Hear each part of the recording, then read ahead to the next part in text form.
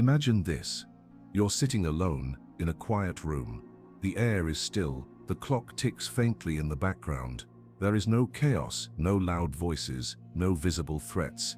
And yet, inside, something churns, something hot. You try to meditate, to breathe it away. You tell yourself to let it go, but it doesn't let go of you.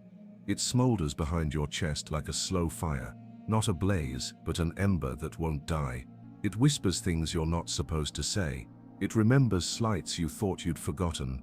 It screams in silence about everything you've swallowed. Every time you were dismissed, denied, or disrespected. Anger, the emotion you've been taught to fear, to suppress, to exile. You were told it was dangerous, immature, unspiritual, unbecoming of a good person. So you stuffed it down, like a jagged bone you were never allowed to chew. You learned to smile when you wanted to scream. You learned to say it's okay when it wasn't. You told yourself you were above it, more rational, more evolved. And yet, here it is. Still alive, still burning. But what if the problem was never the anger itself, but our refusal to understand it? What if beneath its fury, anger carries a truth no other emotion dares to tell? What if despite everything we've heard, anger is not the enemy of growth, but its hidden doorway? Look around. We live in a world that rewards calm obedience, quiet compliance, and emotional numbness. Our modern culture praises those who keep the peace, who stay polite, who avoid negativity at all costs. But there's a cost, and maybe you've already paid it. Have you ever found yourself paralyzed in life, not because you lack intelligence, but because you've lost connection to your fire? Have you ever let someone cross a boundary, not because you were weak, but because you didn't believe you were allowed to be angry? Have you ever watched injustice unfold in front of you, and felt that surge of rage rise, only to push it back down out of fear of being too much? We don't like to admit it, but anger is often the first voice that tells us the truth. Not the filtered truth, not the truth approved by social etiquette or spiritual bypassing, but the raw, unedited truth of who we are and what we need. Anger says, something is wrong here. Anger says, you've been silent too long. Anger says, this is not who you're meant to be.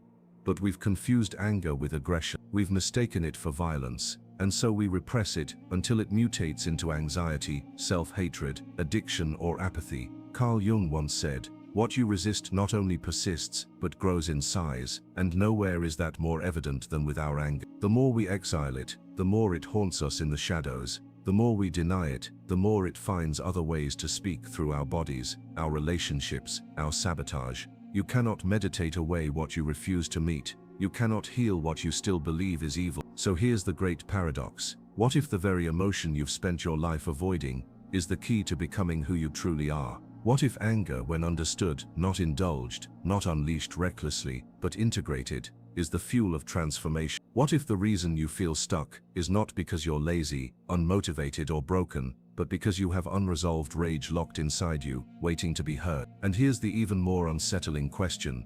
What happens to a person? What happens to a society that forgets how to get angry in a healthy way? Look at the numbness, look at the fake smiles, look at the silent suffering, wrapped in wellness platitudes and positive affirmation. Underneath all of it, there is a voice, primal, sacred, and it is tired of being ignored. This isn't about yelling or destroying things. It's about reclaiming something that was never supposed to be lost, the right to feel anger without shame. Because anger is not the opposite of peace. It is often the beginning of it. But before we can unlock its power, we must confront the roots of our fear, the cultural myths, the psychological traps, the spiritual distortions. We must ask, who told us anger was bad, and what did they gain by making us believe it? Because someone benefits when you're docile, someone profits when you swallow your truth, and someone stays in power when you forget yours. Now, we begin to peel back the layers, we dig beneath the silence, we enter the shadows, and what we find there might just set us free. Anger is not the problem. The problem is that you were never taught what it's for. From childhood, you were conditioned to believe that anger is dangerous, destructive, irrational. You learned to avoid it in others and suppress it in yourself. But suppression is not the same as healing. It is merely exile, and every exiled part of you becomes a shadow. Carl Jung wrote, one does not become enlightened by imagining figures of light, but by making the darkness conscious, and anger, repressed, misunderstood, demonized is one of the darkest emotions in the modern psyche. But why? To understand this, you must step back, not just from yourself but from society, because the roots of this problem stretch far beyond personal history. They are embedded in the very structure of civilization. In most cultures, anger has long been associated with chaos, rebellion, and danger. And so from a very early age, you are domesticated, taught to behave, to be agreeable, to be nice. You learn that love is conditional on obedience, that approval is contingent on composure, and slowly, you separate from your instinctual core. Think back. When was the first time someone told you don't be angry when you had every right to be? When was the first time you felt that flicker of rage, and were shamed for it, punished for it, or worse, ignored? That was the moment the fracture began. That was the moment you learned anger abandonment. So you learned to disown it. You smiled through injustice. You rationalized pain. You turned anger inward. And in doing so you became divided. Arthur Schopenhauer believed that human suffering stems from a fundamental conflict between desire and reality. But what he didn't say outright is that much of this suffering comes not from what we desire, but from being taught to despise the very desires that point us toward growth. Anger is a compass. It is the psychic alarm that says your boundaries are being crossed. It's the ancient part of you, the wild part, that knows when something is not right. But modern life rewards those who silence their alarm. So you learn to channel that anger into acceptable emotions. Anxiety, guilt, or self-blame. You don't scream at those who hurt you. You apologize for being too sensitive. You don't confront your boss. You call yourself lazy. You don't reject toxic friends. You tell yourself you're the problem. This is not virtue. This is fragmentation.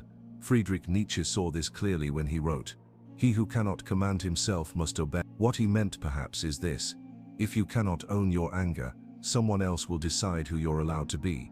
And that's exactly what happens. Society in many ways needs you to reject your anger, because an angry person, truly angry, not explosive but awakened, is dangerous. Not because they are violent, but because they are awake to injustice, awake to manipulation, awake to the lies that keep them small. The philosopher Jean-Paul Sartre believed that human beings are condemned to be free, that we must constantly choose who we are, and take full responsibility for our choices. But what happens when the very emotion that would push you toward that freedom, your righteous anger, is pathologized?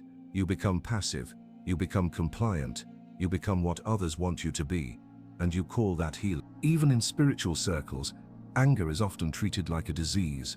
You're told to rise above it, to vibrate higher. But what if the real ascent doesn't come from escaping anger but from descending into it, understanding it, integrating it? Anger is the energy of transformation. Without it, there is no rebellion, no revolution, no change. Imagine the civil rights movement without anger. Imagine the fall of oppressive regimes without anger.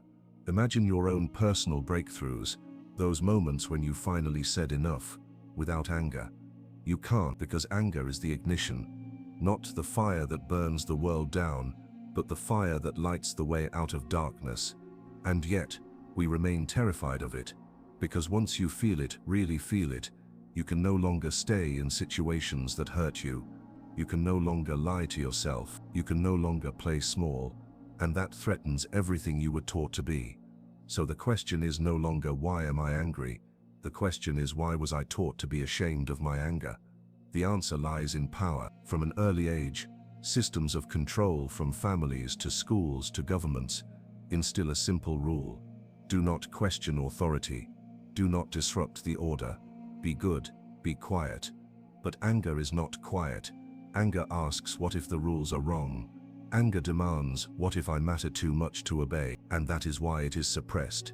Not because it is evil, but because it is powerful. So the hidden problem is not that we feel anger, it's that we don't know how to honor it.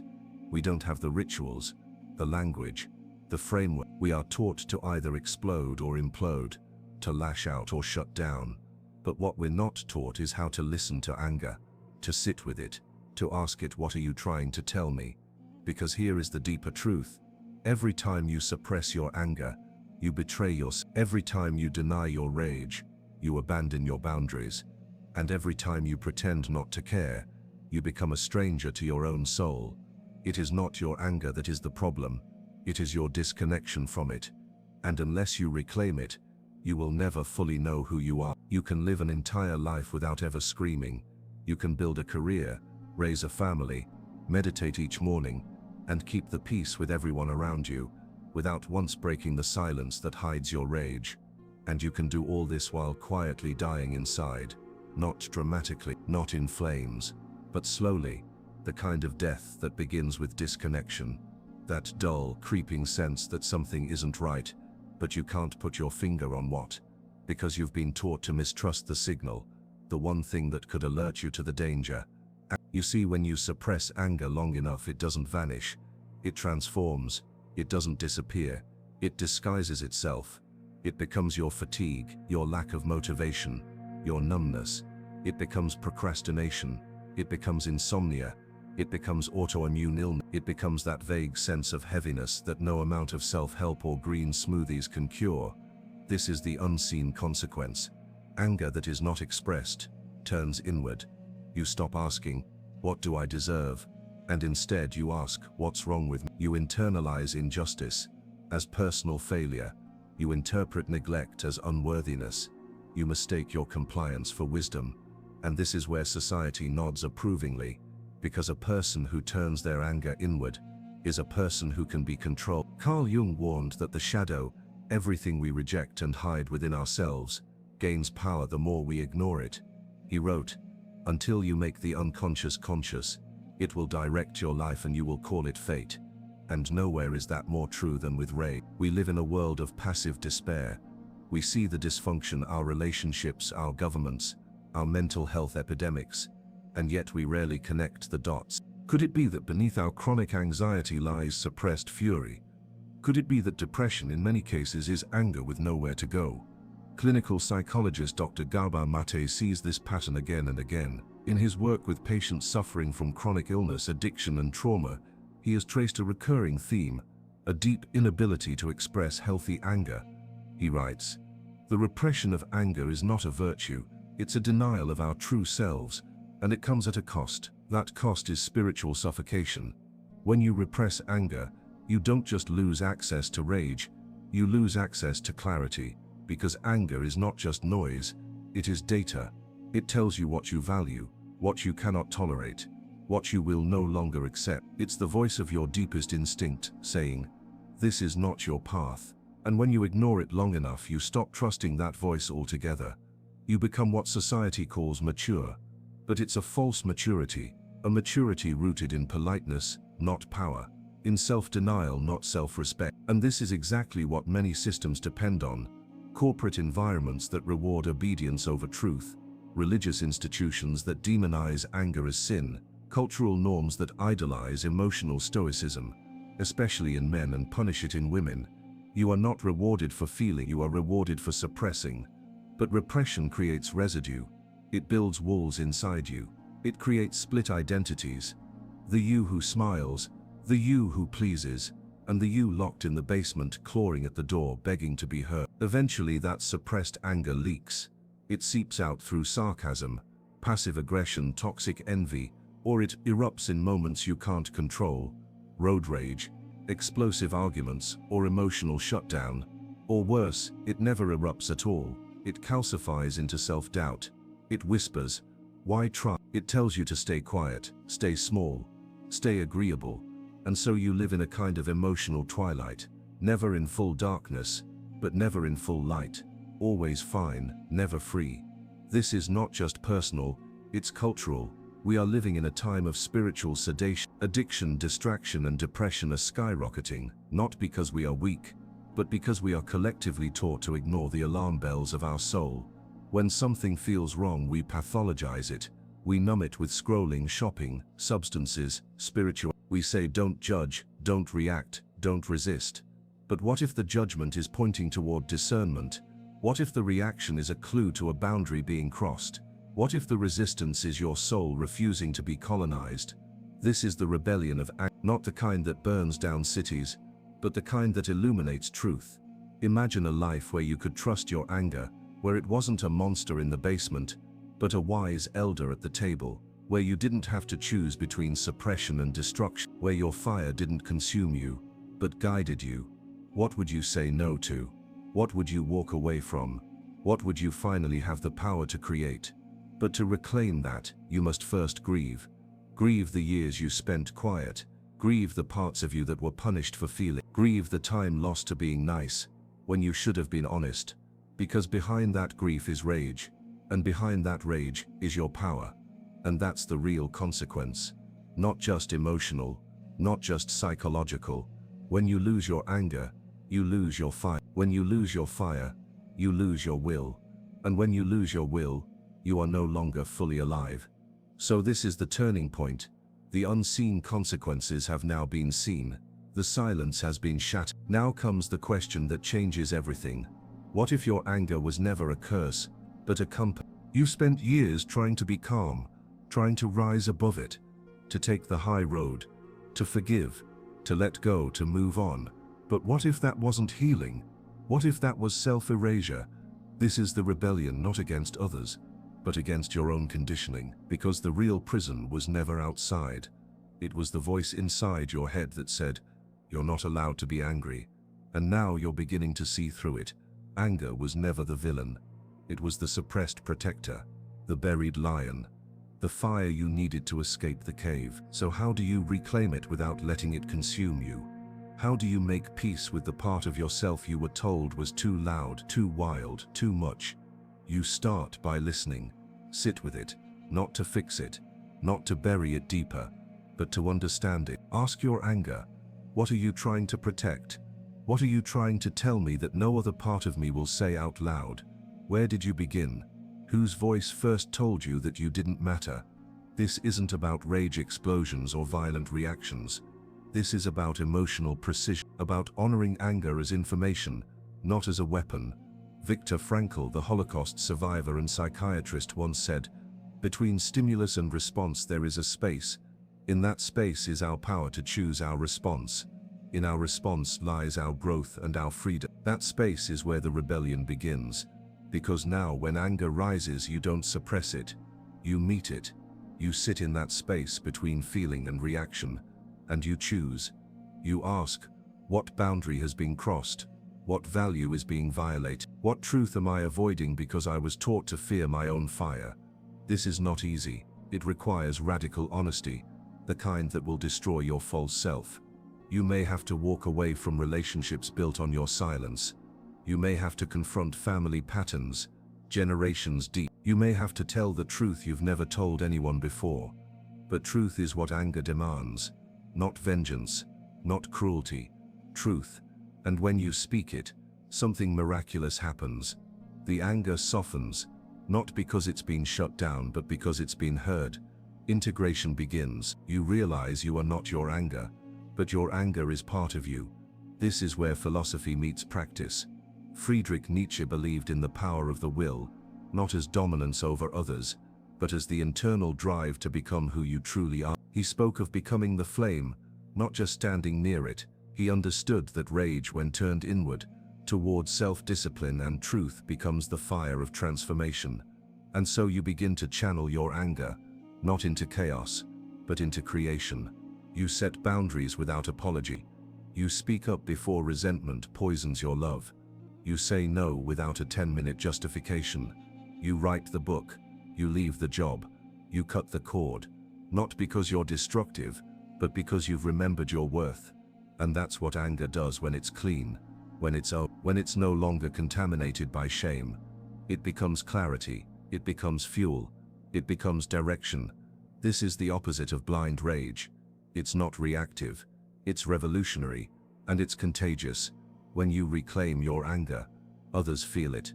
They may call you difficult, dramatic, selfish, but what they're really feeling is the shock of someone no longer willing to be small. This is where you stop asking for permission. You realize you don't need to justify your feelings. You don't need to prove you don't need to package your anger in pretty words. You only need to own it. That's when you become dangerous, not because you hurt others, but because you cannot be manipulated.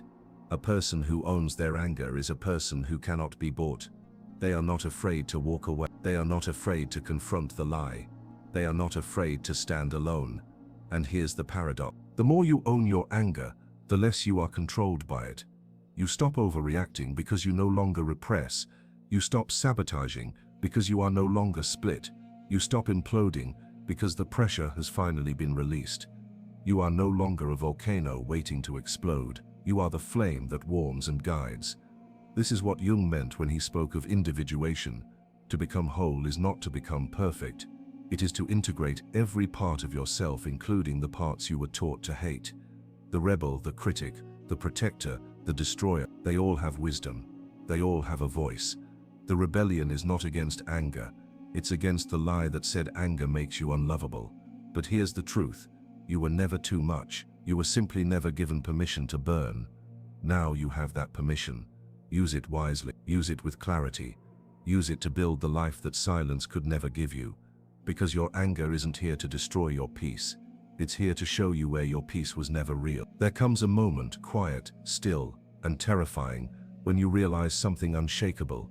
Your anger was never about destruction. It was about birth. Not the kind you read in self-help books. Not the sanitized, smiling rebirth of morning routines and gratitude lists. But something raw, something sacred. The kind of birth that tears you open. And in that moment when you stop running from the fire, you understand anger is love that has lost its voice. The reason it hurts so much, the reason it shakes you, is not because you hate the world. It's because deep down you know how beautiful the world could be. You know how much people are capable of. You know what you deserve. You know what others deserve. And when you see it violated again and again, you burn. But instead of listening to that sacred rage, you silenced, you turned it inward. You blamed yourself for feeling too much. You called it weakness. You called it madness. You called it sin. But it was none of those things. It was the soul's refusal to go numb. It was the spirit remembering it was alive. This is the ultimate truth. Anger is not the opposite of peace. It is the heartbeat beneath it. There is no peace without justice, no growth without friction, no healing without truth. The kind of truth that ruptures illusions, that severs falsehoods with a surgeon's blade, that says enough. Anger is the moment the false self collapses. It is the scream of the child who was never protected, the cry of the woman who was always polite, the roar of the man who was never allowed to feel, the howl of the soul locked in a cage of nice, quiet compliance. It is not a tantrum, it is a resurrection. And when you finally hear it, when you finally stop apologizing for it, you do not become a monster, you become whole. Because the greatest lie you were ever told was that anger makes you dangerous. The truth is, anger is what makes you real, and realness is dangerous. To systems that depend on your silence, to families that only love the version of you that plays along, to jobs that rely on your self-betrayal, to partners who benefit from your guilt. Yes, it is dangerous, but only to the lie. And when the lie begins to crumble, a new self emerges, one that doesn't just survive but claims space, claims dignity, claims voice. This is when healing truly begins, not in the absence of anger, but in its presence, not in suppression, but in sacred integration. You stop managing emotions, you start listening to them. You stop chasing peace like it's somewhere out there. You realize you are peace. When you stop betraying what you feel, you are not broken, you are burning. And sometimes, things must burn so they can be reborn with truth. This is the fire of selfhood, the alchemy of becoming. And once you cross that threshold, once you accept that your anger was never wrong, you begin to see everything differently. You no longer avoid confrontation just to keep the peace. You no longer confuse emotional numbness with maturity. You no longer weaponize forgiveness as a way to escape discomfort. You choose truth over comfort. You choose integrity over image. You choose soul over safety, because you understand something now. True peace is not passive. It is earned through fire. The fire of discomfort, the fire of honesty, the fire of saying I will not shrink myself for your approval. And in that fire, you find your center, not the polished center of performance, but the raw, primal core that knows exactly what it stands for. This is the real power of anger. It strips away everything false. It doesn't ask who you're supposed to be. It reveals who you already are. And maybe that's what makes it so frightening, because once you meet your anger, not as an enemy, but as a guide, you cannot go back. You cannot return to small talk that disguises pain. You cannot keep relationships built on silent resentment. You cannot work jobs that drain you without consequence. You cannot pretend not to care, because you do care, and your anger proves it. So let it speak, not as a weapon, but as a teacher, not to destroy others but to awaken yourself. Let it teach you how to say no, how to say yes, how to protect what matters. Let it make you honest. Let it make you and when the world tells you that your fire is too much, too loud, too emotional, smile, because that fire is the clearest sign that you are finally alive. You are no longer frozen, no longer polite, no longer manageable. You are and in a world built on the performance of peace, realness is the most revolutionary thing you can be. So here is the final question. Not rhetorical, not abstract, but a mirror held to your soul. What is your anger trying to build? Not what it wants to destroy, but what it knows you could create, if only you listened. Not with fear, not with shame, but with reverence. This is your moment. The fire is yours now, not to burn your life down, but to light your way forward. Let